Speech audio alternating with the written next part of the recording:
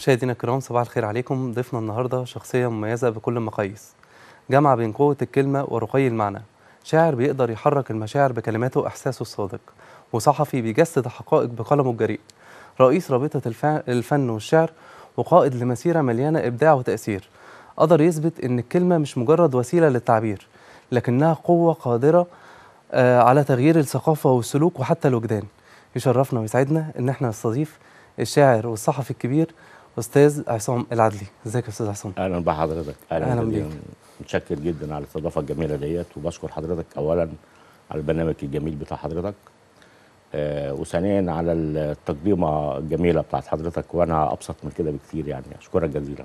ده تواضع كبير جدا من حضرتك. الله يخليك. أنا عايز أقول لحضرتك إن أنا اقتنيت جزء من الكتاب بتاع حضرتك، نسخة، كويس قوي. وقعدت أقرأ فيه، وهو بصراحة جميل جدا. هو أخدني لزمن الفن الجميل كده، زمن أم كلثوم وعبد الحليم وعبد الوهاب، حاجة جميلة جدا. وأنا بصراحة بقرأ الكلمات حسيت إن أنا سرحت في الأغاني القديمة دي. كان جميل جدا بصراحة. هو بصراحه يعني لا اخفيك سر، يعني هو الكتاب اتكتب من فتره، زمن بعيد يعني فتره الشباب كده. كان الواحد يعني مثلا في العشرينات 22 25. ففي الفترة دي الواحد كان متأثر بفترة الزمن الفني الجميل والأصيل، وكان يحب يسمع عبد الحليم، يحب يسمع أم كلثوم. ولحد دلوقتي والله الحاجات دي طبعا بتأثر فينا جدا ده لما فن نسمعها ذهبي يا بصراحة. بيه، فن ذهبي يعني التاريخ أجاد لينا بمجموعة من العباقرة، ومجموعة من الناس الفنانة حقيقيا يعني. صحيح. وعطتنا فن، مش عايز اقول لحضرتك تاريخ، يعني ما فيش دولة من الدول اللي حوالينا عندها فن زي عندنا. ده حقيقي. يعني اللي كان عايز يشتهر كان بيجي عندنا هنا في مصر عشان يشتهر، زي وردة الجزائرية وفايزة يعني وكتير، يعني كانوا بيجوا عشان يشتهروا. فاحنا لينا تاريخ جامد جدا، والتاريخ ده حضرتك الناس دول أثروا فينا يعني زي ما بيقول الفيلسوف شكسبير، يعني ده أكتر واحد كتب في المسرح وأول من مبدعين المسرح. قال لك إذا أردت تغيير مجتمع كسلوك وكأخلاق وكعادات وتقاليد، ابتدي بالفن أولا. الفن أولا هو الذي يغير كل شيء، لأن الفن قوة ناعمة طبعا. بتأثر على البيت وعلى الأسرة. وحتى زمان كانت الأفلام بتقدم رسالة. طبعا بتأثر على الفكر طبعا بالظبط. بشكل مباشر. اه الإعلام عموما هو اللي بيحرك الأفكار، وهو اللي بيحرك الأجيال الجديدة. بالظبط. ده يعني الأغاني كانت أغاني رومانسية ورقيقة وجميلة، بتخش القلب بسرعة، وكان إحساسها عالي قوي، وكانت بتأثر فينا وفي وجداننا. فاحنا نشأنا في الجو الجميل دوت وتأثرنا بيه. فحضرتك دلوقتي لما حتى نقابل حد مثلا يكون استثنائي كده، عنده شوية مشاعر، يعني بنقول عليه ده إنسان استثنائي، يعني غريب الزمن ده عن فعلا وقته الموضوع بقى وعن صعب زمنه. جدا. طبعا طبعا السوشيال ميديا ولو غيرت هو الموضوع ده كتير يا أستاذ عصام. بالظبط. ده احنا مش عايز حضرتك، احنا بقينا عايشين في حياه لا مبالاه، يعني طبعا طبعا. بنسمع حاجات غريبه، لا هي بتاعتنا ولا هي ثقافتنا، وبتخلي الذوق معلش للاسف يعني مش حلو يعني. طبعا طبعا. وبعدين كمان بقينا دلوقتي حتى يعني معلش يعني ندلق تراب على المشاعر الجميله، المشاعر طبعا الحلوه طبعا ندلق طبعا. عليها تراب ونحكر منها، وده شيء مرفوض. طب بالمناسبة يا أستاذ عصام، حضرتك شايف إن الشعر اتأثر بالكلام ده؟ طبعا اتأثر جامد؟ طبعا حاسس إن طبعا زمان كان أقوى طبعا بكتير؟ طبعا. زمان كانت الناس بتكتب الشعر، يعني زي مثلا هقول ناخد مثال، يعني مثلا احمد رامي كان بيكتب شعر رائع، هو عامي بس يرقى الى الفصحى. اه. في ناس شعراء دلوقتي موجودين حلوين جدا ممتازين، انا بحضر ندوات بقابل ناس صراحه ممتازين، بس محدش حاسس بيهم. حضرتك قابلت حد من الجيل الجديد، الجيل بتاعنا ده مثلا 30 سنة 28 سنة، ولا كله اه حد؟ لا في ناس حلوه كتير بتكتب في الجيل اه بتاعنا، بس مغموره بالظبط. محدش عارفها. بالظبط. دلوقتي اصلا ممكن حاجات زي الاي اي تكتب لحضرتك قصيده كامله بتاكد زرار واحد. قول له بس انا عايز حاجه اكتب غريبه، ده قصيده احنا عن كده كذا. بنوقف دماغنا اه زي يعني. الآلة ده الحاسبة الناس بالظبط، هو فعلا. يعني من كتر ما هي كسل بتسلم على بعض بالحواجب يا بيه يعني. ده حقيقي فعلا. ده حقيقي. معرض الكتاب بكره ان شاء الله، بكره ان شاء الله. وكتاب حضرتك موجود فيه باذن الله. موجود في، هو صراحه انا وعدت دار الهلال ان هي تاخد الكتاب تعرضه، فهو مكتوب في صاله 4 ب 5 في دار الهلال. في دار الهلال صالة 4 اه ب 5. مشاهدينا اه الكرام، الكتاب هيكون معروض في دار الهلال، صالة 4 4 ب 5 ب 5 باذن الله. آه. هينزل بكره. وطبعا بالاضافه ان هو ما زال لسه موجود، احنا طبعنا جزء تاني يعني، تمام. لان الجزء الاولاني ده خلاص خلص، اللي احنا طبعناه ما عادش فيه حاجه منه. فاضطرينا ان احنا نطبع تاني، بصراحة والحمد جميل. لله يعني امبارح يا دوبك بالليل الساعه 10 خرج اخر كتاب. لا جميل هو بصراحة جميل. الله يخليك، ده من ذوقك، ده من ذوقك. استاذ هو ما عصام، فيش حد قرا الكتاب لما حصل له الاكشن ده ان هو هو خده. كده كده الجدول موجود على فكرة معانا على الهوا، يعني تمام المشاهدين تمام بيشوفوا تمام. قدام عينينا. دي الاماكن اللي هي بتتباع فيها طبعا، هي معروفه، انا قلتها قبل كده كذا مره يعني، ان هي بتتباع في كل النوادي بتاعت اللي هي تبع الاهرام، جريده الاهرام، كل النوادي بتاعت مصر اه موجوده، كل النوادي على مستوى الجمهوريه في المكتبه الموجوده اللي هي داخل المكان اللي هو مكان النادي اللي هو فيه المكتبه. انا اتمنى بصراحة الناس كلها تقرا الكتاب، كتاب جميل جدا. لا هو كتاب هو حضرتك خلص امبارح، طبعا على نسخه ثانيه عشان ننزل بيها في المعرض، بسم الله ما شاء الله. وندي بيت الجزء الثاني للاهرام لان هو طلب الثاني. طيب انا عارف ان حضرتك يا استاذ عصام كنت ضابط سابق، ايوه. فازاي حضرتك عملت ميكس بين الاثنين؟ الضابط المفروض ان هو شخصيه حازمه وشخصيه قويه، والشعر ده عايز حد رقيق وعنده احساس ومشاعر فياضه. سامي البارودي ما كان ضابط وكان شاعر من آه. اوائل الشعراء الجمال، محمود سامي البارودي اه وغيره كتير يعني، فمش شرط يعني. وبعدين حضرتك كل مرحله من مراحل حياه الواحد دي بتاثر فيه وبتغير احساسه وبتغير فهمه وبتديله يعني خبره اكتر في الحياه، فكل مرحله في حياه الواحد بتاثر فيه. والوقت اللي انا كنت فيه ضابط دي كان زمن جميل قوي، انا اعتز بيه يعني. ان شاء الله. طب في قصيده زمن الغربه حضرتك كنت بتقول دايما ان النهايه هي كل حاجه، حضرتك شايف ان النهايه فعلا هي كل حاجه، ولا في بدايه جديده ممكن تيجي بعد النهايه؟ لا هو حضرتك ما نقدرش، على حسب الظروف وحسب المواقف وحسب البتاع يعني. قصيدة زمن الغربة دي بتحكي موقف ان علاقة انتهت خلاص يعني، فهو بيكتبها بالاحساس دوت يعني. عشان كده حضرتك كنت بتقول فيها ان النهايه هي خلاص والنهاية حاجه ممكن تبقى قفلت بداية، محدش يعرف. ما هو ده السؤال، ما هو ده السؤال اللي انا بساله حضرتك. محدش يعرف. طيب. ما تقدرش تحكم على الوقت والظروف والزمن وانت تقدر تتوقع اللي يحصل. ممكن الواحد يتوقع حاجة ويحصل حاجة تانية. الظروف والزمن بتغير كل حاجة، واحنا في بوتقة الزمن يعني لا نملك إرادة فيه. طبعا طبعا، وياما حاجات انتهت وابتدت بداية أقوى من الأول ممكن بكتير. تبقى النهاية اللي أنت مصورها النهاية تبقى بداية لشيء جديد، ممكن تكتشف حاجة جديدة، ممكن الواحد خلاص تفتكر إن الموضوع انتهى تلاقي لا ده الموضوع لسه بيبتدي. بالظبط بالظبط. طيب مين في شعراء كبار أثر في حضرتك وخلاك تكتب الشعر بالشكل الجميل ده؟ ده كتير جدا. زي مين مثلا؟ أنا مش عايز أحصر يعني، مش عايز أقول لحضرتك من أول المتنبي لغاية فاروق جويدة يعني، الفترة دي كلها شوف المتنبي فين وشوف فاروق جويدة فين يعني، ربنا يديله الصحة يعني. ما شاء الله. طب ليه حضرتك اخترت قصيدة بدون عنوان ما تكتب لهاش اسم؟ هل ده بيعبر عن حالة معينة للقصيدة؟ طبعا. طب ممكن تقول لها جزء منها؟ أقول لحضرتك، هي قصيدة نستخدم لها؟ طبعا مفيش مشكلة. قصيدة بدون عنوان بتقول فيها عشان نفهم يعني لما نيجي نتكلم عن قصيدة: هكذا أنت فتاتي دائما كنت بعيدة عن هوى نفسي وذاتي ووصفك بالقصيدة، كم أنا أهواك لكن كيفما شئت أفيك، شريعتي في الحب أني مبحرا خلف الغريق. الله، جميلة جدا، كلماتها جميلة جدا.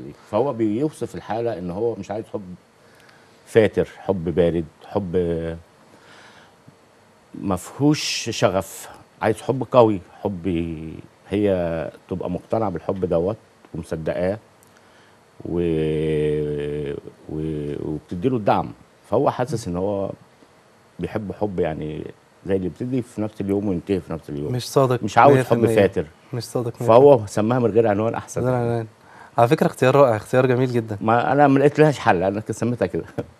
حضرتك شايف ان المشاعر، الشعر بيقدر يعبر عن المشاعر اللي جواك؟ طبعا. يعني انا اقدر اعبر عن المشاعر اللي جوايا بألمي؟ طبعا، ده اقرب شيء للشعر ألمه، وانت ما تقدرش تكذب على ألمك ابدا. الألم اصدق حاجه تقدر تعبر بيها، تيجي شمال تيجي يمين مش هتقدر تطلع اللي جواك، ده بالنسبه للشاعر الصادق. انا ما بكتبش بالطريقه دي. طب في حاجه قبل كده حضرتك عملتها كان موقف اثر فيك فكتبت بعديه قصيده على طول؟ لا، في مواقف كتير بتاثر يعني. طب ايه اكتر قصيده حضرتك فاكرها لموقف حصل مع حضرتك شخصيا؟ لا، كل قصيده ليها موقف يعني، كل قصيده انا بكتبها بيبقى ليها موقف، الواحد ما يقدرش يكتب وينفعل الا لما يكون في موقف. اصل مش تصحى الصبح كده يقول انا هكتب النهارده قصيده، ما بالظبط. بتحصلش. بيكون في موقف حصل مع بالظبط، حضرتك. في حاجه اشعلت الشراره، اه. في حاجه اديتك الشراره، فانت من الشراره ديت بتبتدي ان انت تخش في احساسك وتبتدي تطلع اللي جواك. ممكن ما ترضاش تحكي لواحد صاحبك، اه. وممكن ما تروحش يعني تحكي تتكلم مع لحد. حد في ناس بس مثلا لو بتعبر جواها كابت بألمك. بتروح تلعب رياضه، بالظبط. بتروح حمام سباحه، بتطلع رحله، بتطلع بتاع. بالنسبه للشعر الوضع مختلف شويه، فانت اول ما بتخش في الاكشن دوت بتلاقي نفسك عايز تكتب. بتمسك القلم. طب في قصيدة شدتني قوي اسمها لا تسألني. حضرتك ركزت على الصمت في القصيدة أكتر من أي حاجة. اه، لا تسالني كم اهواك. الإحساس ده قوي جدا، إحساس إن أنا أعبر عن الحاجة اللي أنا بعملها بالصمت. دي قوة ما هو جبارة. بقول لحضرتك احيانا الواحد يعجز بالكلمات ان هو يعبر عن اللي جواه. والقصيده ديت بوصف فيها ان الحب اقوى من الكلام واعمق من الكلام. وفي كلام مهما دورت عليه مش هتقدر تعبر على اللي جواك مهما كان قوه الكلام، يعني اه. ما يقدرش يوصف. فالقصيده دي بقى انا بقول فيها يعني لا تسألني كم أهواك، تقرأ لهفاتي في عيني إذا ما لقت عيناك، أنتفض القلب شكوكا بين ضلوعي حين أراك. ممكن حضرتك تمسك المايك عشان نسمع آه. بشكل أحسن. لا تسألني كم أهواك، ينتفض القلب شكوكا بين ضلوعي حين أراك، تقرأ لهفاتي في عيني إذا ما لقتها عيناك. إلخ إلخ إلخ. أول القصيدة يعني. جميلة جدا، كله كلام بالعينين. فهي قصيدة في أولها فيها مشاعر حلوة. احنا هنتكلم عادي يعني، مش فيش داعي المايك يعني. مفيش مشكلة اللي حضرتك آه. عايز، بس عشان الصوت يكون أوضح يعني. ففي كلام حضرتك ما اتقالش، وفي كلام حضرتك والحب عامة إحساس اه. وفعل، مش طبعا. مجرد كلام. طبعا. الحب فعل وإحساس.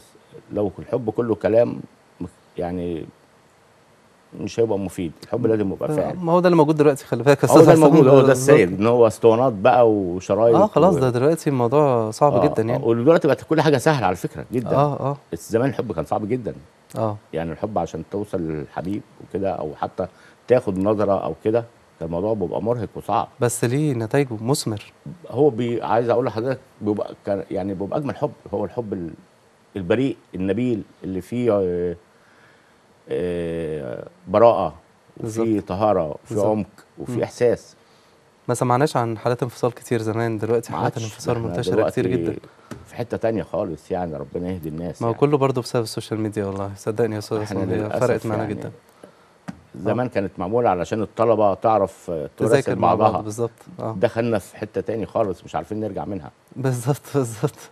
طب انا عايز اسال بقى حضرتك سؤال. حضرتك قعدت فتره كبيره جدا تكتب القصائد دي، ايه اللي شجع حضرتك ان انت تعمل كتاب بقى وتبتدي تنشره؟ هقول لحضرتك احنا عملنا الكتاب الاولاني، وده كانت تجربه غريبه جدا. يعني ما كنتش متخيل انا هعمل كتاب في يوم من الايام يعني. وبعدين بعد ما الحمد لله نجحت التجربه، بصراحه يعني الاسره شجعتني والاصدقاء والناس المقربين مني، وبالذات زوجتي ربنا يخليها واولادي. ربنا يبارك لك فيهم يا رب. الله يخليك. قالوا لي لا، انا انت بتكتب كلام كويس يعني، كلامك حلو. فانا ما كنتش مقتنع، بس هم شجعوني وادوني الدعم. فعملنا الكتاب الثاني، ولما جه طلع الكتاب الثاني بهرهم جدا. انا ما كنتش منبهر بيه، هم بهرهم جدا يعني.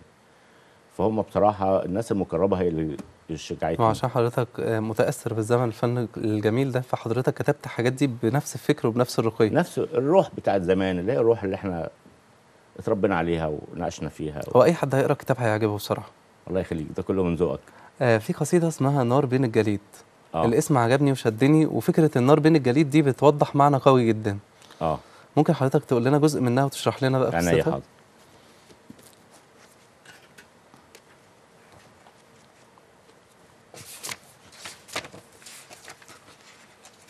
لحظة واحدة نطلعها.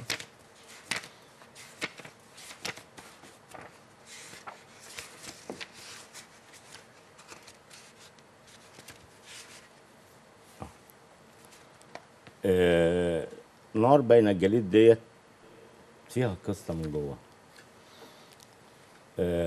في يعني نقول القصيدة الأول عشان نعرف بعد كده نتكلم عنها والناس تبقى قريبة منها. تمام. القصيدة بتقول: نار بين الجليد، يا حبيبي لا تحاول، فالهوى فك الجدائل، ما الهوى إلا لقاء حالم بين الخمائل، فاسقني من فيض شعرك، غني لي ألحان طهرك، رتل الأبيات تجدو عالما يجري بأمرك، ضمني في صدر بيتك وارتشف منك قوافي، والق بي في نهر شهدك وانتظر يوم التلاقي، يا قلب من جليد والهوى جمر تأجج، اغمضي عينيك كوني، اشعلي الحب المثلج، قبليني نصف قبلة وامنحيني قلب عبلة، جرديني من ضميري واتركيني مثل أبلة، اشعريني بالطفولة، اشعريني بالرجولة، كوني يوما لعوبة، كوني يوما غضوبة، قربيني وابعديني، اغمريني في قيودك، قيديني واتركيني، سلسليني في حدودك، هكذا أهوى هلينا فافهمي مني الكلام، كوني هيرة أو أثينا في أساطير القدامى. جميلة جدا جدا. حضرتك بتكتب الشعر عامي ولا فصحي ولا لا فصحى؟ أنا بكتب شعر فصحى وبكتب شعر عامي بس نادر شوية يعني مش قوي، بس بتبقى عامي يرقى إلى الفصحى يعني مش عامي خالص يعني، اه بس أنا بلاقي نفسي في الفصحى أكتر يعني. هو بكتب عامي برضو اه. بس قليل مش انا كتير. لاحظت ان حضرتك كمان في الحياه العاميه، يعني حتى في الكواليس قبل ما نبدا حلقه حضرتك برضو بتتكلم باللغه العربيه الفصحى كتير. لا مش للدرجة دي يعني لا. اه يعني في بعض الكلمات كده في النص حضرتك بتقولها، فحسيت ان حضرتك اصلا بتحب ده الموضوع تأثير ده. القراية بس شوية. اه دي حاجه كويسه، يعني القرايه اصلا هي اللي خلتك تكتب. اه طبعا القراية خلت الواحد ان هو يعني يفهم الكلام اكتر وان هو يحسن من لغته وهو بيتكلم يعني الالفاظ سعد زي ما بيقولوا يعني، فبدل ما الواحد بيقول كلمة سوقية لا ينتقيها دقيقة علشان احنا تبقى صور كلمة حضرتك فعلا. معانا على الهوا واحنا بنتكلم كده، بنوري حضرتك في الندوات والحاجات اللي حضرتك كنت بتعملها. دي بعض الصور اللي احنا كنا حضرتها في بعض الندوات. ودي بتبقى لقاء مع ناس اللي هم الشعراء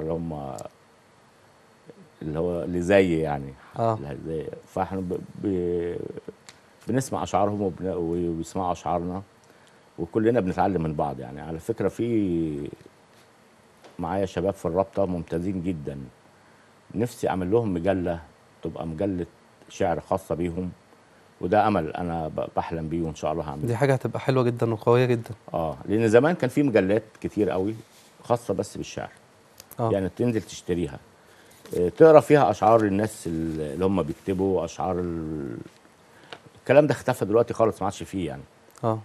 يعني حتى حضرتك الجورنال ما حابب حدش تحيي بيقراه، الشعر من أول وجديد. حتى الجورنال ما حدش بيقراه يعني اه ده قليل حقيقي، يعني ده حقيقي فعلا. فانا نفسي اعمل مجله، فان شاء الله يعني بحاول ان احنا نعمل الموضوع دوت، بس هو محتاج دعم مادي شويه، فان شاء الله ربنا يكرم وهنحاول نعمله.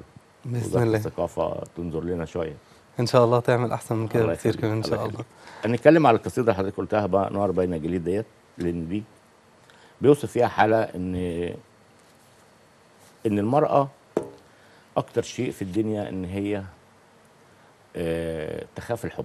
تخاف المرأة لما تيجي تحب بتخاف جدا اه وتبقى مترددة، وتبقى مش من السهل ان هي تدي قلبها لحد، بالظبط.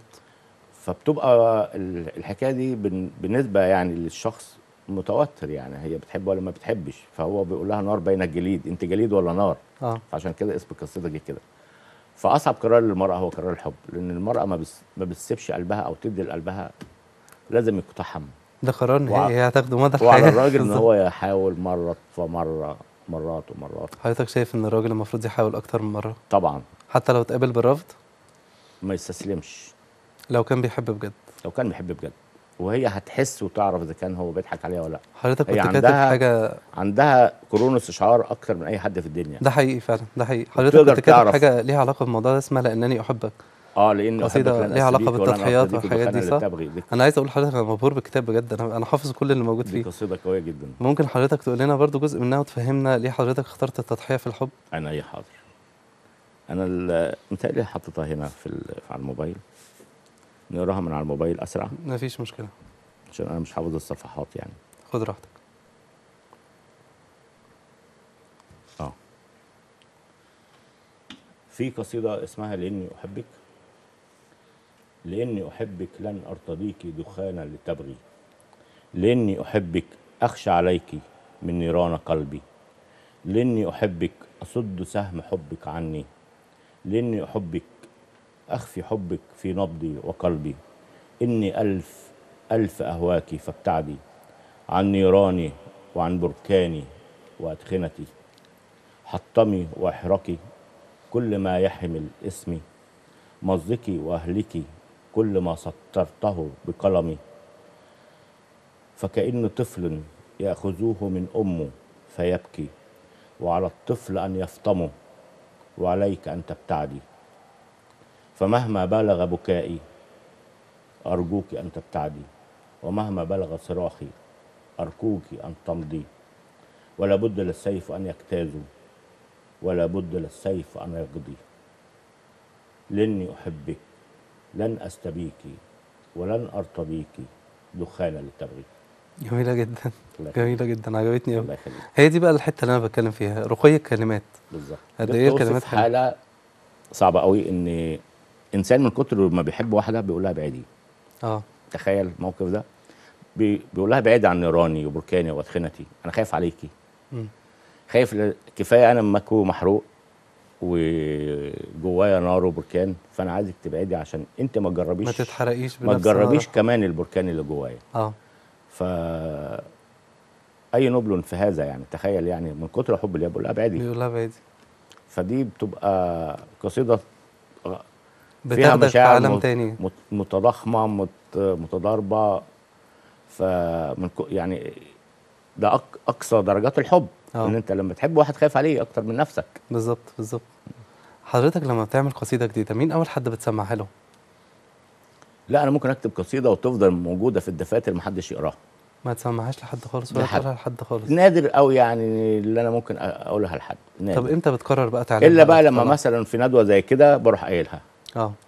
لان ليها المجال يعني حتى القريبين منك بيتفاجئوا منها زي الناس اللي ممكن يعني هم ممكن يعني مثلا الراجل لما انا لما باجي بكتب ببقى غريب جدا، ممكن اكتب في ورقه واسيبها على ترابيزه، احطها على المكتب واسيبها. يجي مثلا حد من عندي في البيت بالصدفه كده يروح قاري مثلا ديت، والله يا بابا الكلام ده جميل قوي. فانا ما بعرضش يعني اللي انا بكتبه عامه يعني، فبخبيه يعني، واكتب كده واخبي. طب بمناسبة ان خلاص احنا قربنا نخلص الحلقة، فعايزين نسمع حاجة عن قصيدة لقاء بسرعة جدا وهنختم الحلقة بعد. لا، انا هقول لك قصيدة احلى من قصيدة لقاء. بس سريعا الله يكرمك. عينيا حاضر. في قصيدة يعني كتبت قريب اسمها لماذا. قصيدة اسمها لماذا. هي مش في الكتاب، فاقولها هي بره الكتاب. لماذا تريد في الحب ألمي؟ لماذا تهرب مني وتخشى اللقاء؟ وترضى حين تريد وحين تشاء. أنا ما طلبت للقياك ضعفا، فهل تفهم معنى اللقاء؟ وما ارتضيت لصدك يوما، وطريقك أسوار وطلاسم وشقاء. وتعرف أن قلبي عزيز ولم أتعود على الانحناء. فأنت عنيد في قلب نفسك، فأنت عنيد في قلب نفسك، والحب مواجهة وتحدي وعطاء. أراك طريقا بلا اتجاه، أراك طريقا بلا اتجاه، وتخشى الرحيل وتخشى البقاء. فإن أتعبوك فعد إلي لتعرف مني معنى الوفاء. وإني عزيز فعين نفسي، والحب عندي بلا كبرياء. تعلم أن تكون قويا، فلن يبقى في الحب غير الأقوياء. الله، جميلة جميلة جدا. أنا بشكرك جدا أستاذ عصام، حضرتك فعلا أخدتنا لزمن الفن الجميل، وأنا كنت مبسوط جدا مع حضرتك. الله يخليك، أنا أسعد بيك، أنا أسعد جدا. مشاهدينا الكرام، احنا كده وصلنا لنهاية حلقتنا، وإن شاء الله أشوفكم في حلقات جديدة في برنامج بدايتك. برنامج بدايتك، بدايتك للنجاح.